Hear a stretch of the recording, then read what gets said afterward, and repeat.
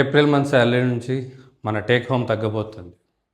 వీడేంద్ర స్వామి, April నుంచి హైక్లు వస్తాయి, salary పెరుగుతుంది అనుకుంటుంటే శాలరీ తగ్గుతుందని చెప్తున్నాడు అనుకుంటున్నారా? అవునండి, నిజమే. మన న్యూ లేబర్ కోడ్స్ ప్రకారం మన టేక్ హోమ్ తగ్గబోతుంది. అది కూడా ఏప్రిల్ నుంచి ఖచ్చితంగా ఇంప్లిమెంట్ చేయాలని చెప్పి ఆర్డర్స్ ఉన్నాయి. సో ఇది ఎట్లా తగ్గబోతుందంటే, మనకి ఇంతవరకు ఉన్న సిటీసీలో 50% బేసిక్ ఉండాలనే రూల్ లేదు.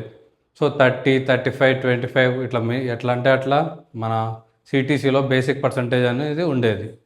సో ఇప్పటి నుంచి న్యూ లేబర్ కోడ్ ప్రకారం 50% ఆఫ్ ది శాలరీ బేసిక్కి అలాట్ చేయాలి. సో అలా చేస్తే ఏముంది, ఎట్లయితే ఏముంది, మన టేక్ హోమ్ అంతా ఒకటే కదా అనుకుంటున్నారా?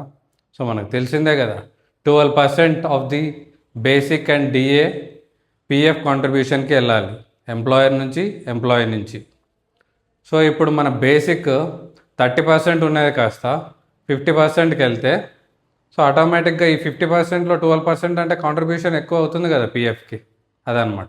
ఎగ్జాంపుల్తో చెప్పాలంటే, మనకు 1 lakh సిటీసీ ఉంటే పర్ మంత్, సో ఇప్పుడు ప్రజెంట్ మనకు 30,000 బేసిక్ ఉంటే అందులో 12% అంటే 3,600 రూపీస్ పిఎఫ్ కాంట్రిబ్యూషన్కి వెళ్తుంది.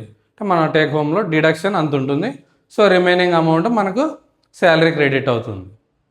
కానీ ఇప్పుడు అది 50%కి ఇంక్రీజ్ చేయాలన్న న్యూ లేబర్ కోడ్ వల్ల మన బేసిక్ 1 lakhలో 50,000 బేసిక్ ఉంటుంది, రిమైనింగ్ 50% అలవెన్స్లు కానీ ఎనీ అదర్ పర్క్స్ ఏవైనా బోనస్లు కానీ అవన్నీ రిమైనింగ్ 50%లో ఉంటాయి.